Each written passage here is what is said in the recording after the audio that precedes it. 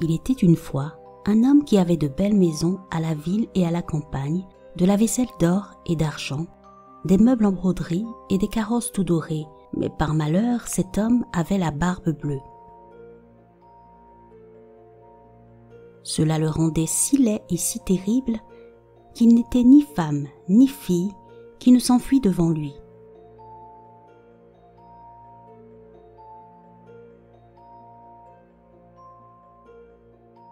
Une de ses voisines, dame de qualité, avait 2 filles parfaitement belles. Il lui demanda une en mariage, en lui laissant le choix de celle qu'elle voudrait lui donner. Elle n'en voulait point toutes 2 et se le renvoyaient l'une à l'autre, ne pouvant pas se résoudre à prendre un homme qui eût la barbe bleue. Ce qui les dégoûtait encore, c'est qu'il avait déjà épousé plusieurs femmes et qu'on ne savait pas ce que ces femmes étaient devenues. Barbe Bleue, pour faire connaissance, les mena avec leur mère et 3 ou 4 de leurs meilleurs amis et quelques jeunes gens du voisinage à une de ces maisons de campagne où on demeura 8 jours entiers. Ce n'était que promenade, que parties de chasse et de pêche, que danse et festin, que collation. On ne dormait point, et on passait toute la nuit à se faire des malices les uns aux autres. Enfin tout alla si bien que la cadette commença à trouver que le maître du logis n'avait plus la barbe si bleue, et que c'était un fort honnête homme. Dès qu'on fut de retour à la ville, le mariage se conclut.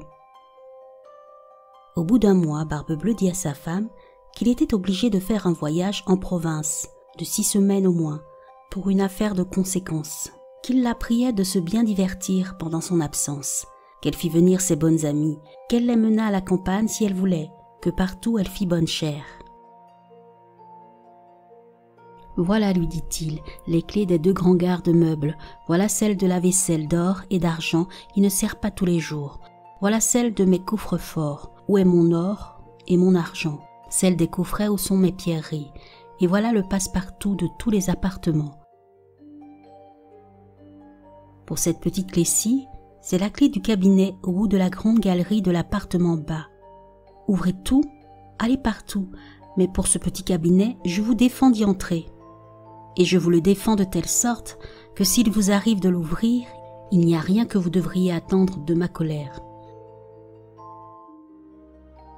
Elle promit d'observer exactement tout ce qui lui venait d'être ordonné. Et lui, après l'avoir embrassé, il monte dans son carrosse et part pour son voyage.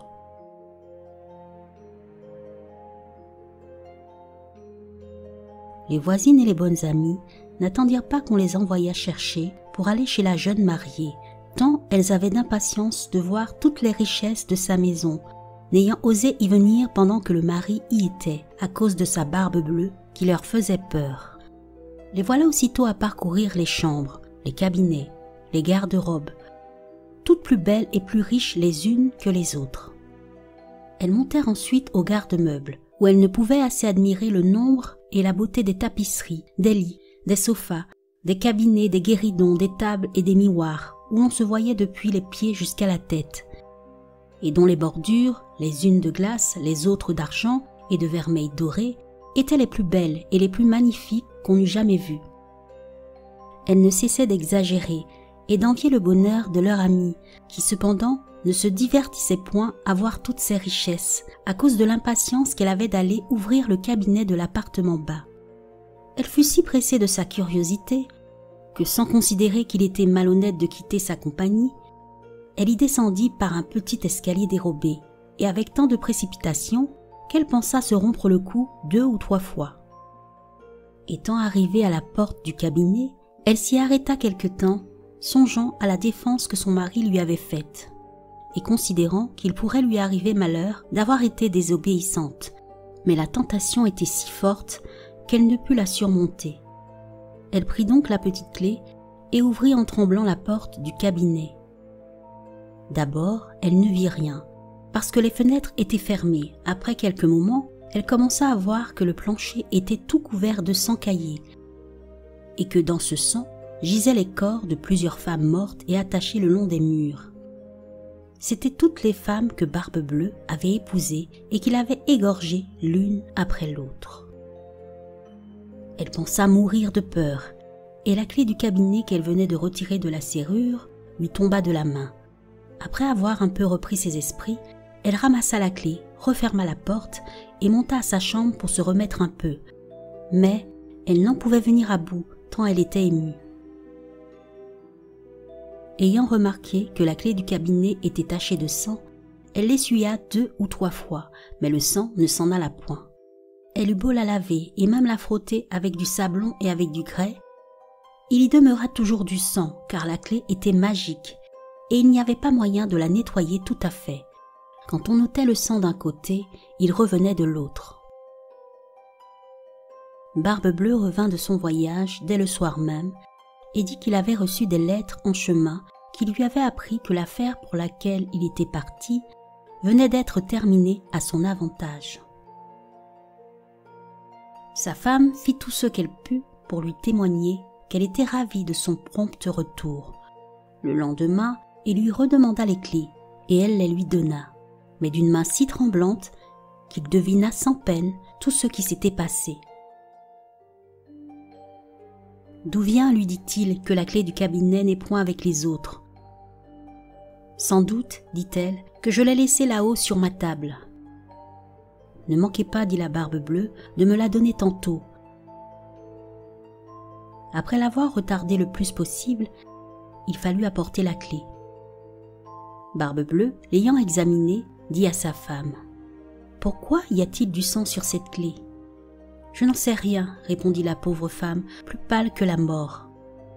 « Vous n'en savez rien, reprit Barbe-Bleue. Je le sais bien, moi. Vous avez voulu entrer dans le cabinet. Eh bien, madame, vous y entrerez et irez prendre votre place auprès des dames que vous y avez vues. » Elle se jeta aux pieds de son mari, en pleurant et en lui demandant pardon, avec toutes les marques d'un vrai repentir de n'avoir pas été obéissante.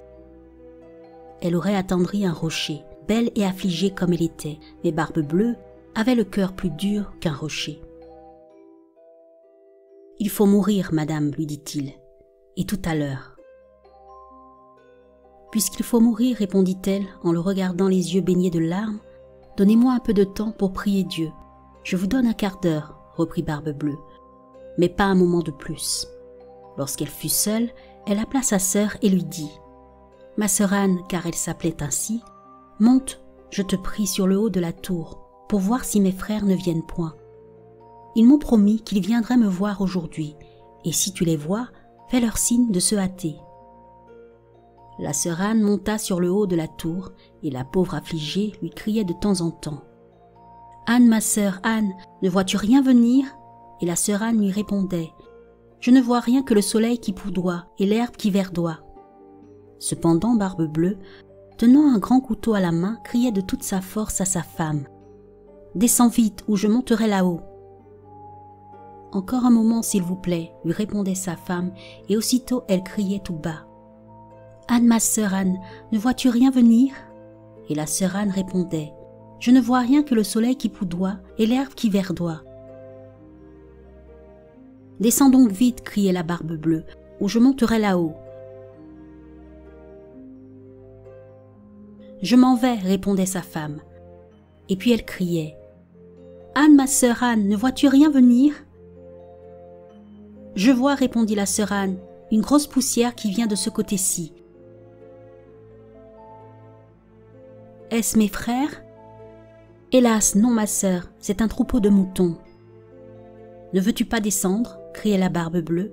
« Encore un moment, répondait sa femme, et puis elle criait : « Anne, ma sœur Anne, ne vois-tu rien venir ?»« Je vois, répondit-elle, 2 cavaliers qui viennent de ce côté-ci. »« Mais ils sont bien loin encore. »« Dieu soit loué, s'écria-t-elle un moment après. Ce sont mes frères, je leur fais signe tant que je puis de se hâter. » Barbe-Bleue se mit à crier si fort que toute la maison en trembla. La pauvre femme descendit et alla se jeter à ses pieds, tout éplorée et tout échevelée. « Cela ne sert à rien, dit Barbe-Bleue, il faut mourir. » Puis, la prenant d'une main par les cheveux et de l'autre levant le couteau en l'air, il allait lui trancher la gorge. La pauvre femme, se tournant vers lui et le regardant avec des yeux mourants, le pria de lui donner un petit moment pour se recueillir. « Non, non, dit-il, recommande-toi bien à Dieu. » Et levant son bras.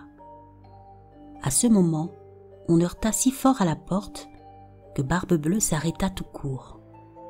On ouvrit et aussitôt on vit entrer des cavaliers qui, mettant l'épée à la main, coururent droit à Barbe-Bleue.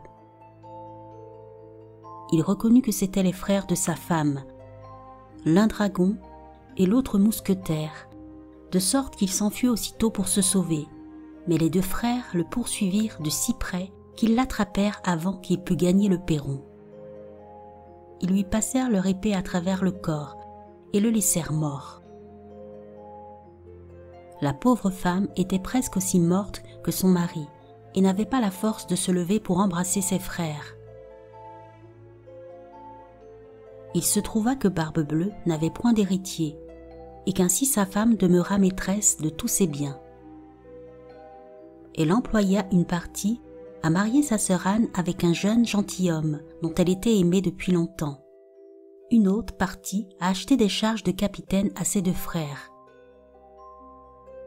Et le reste à se marier elle-même à un fort honnête homme qui lui fit oublier le mauvais temps qu'elle avait passé avec Barbe-Bleue.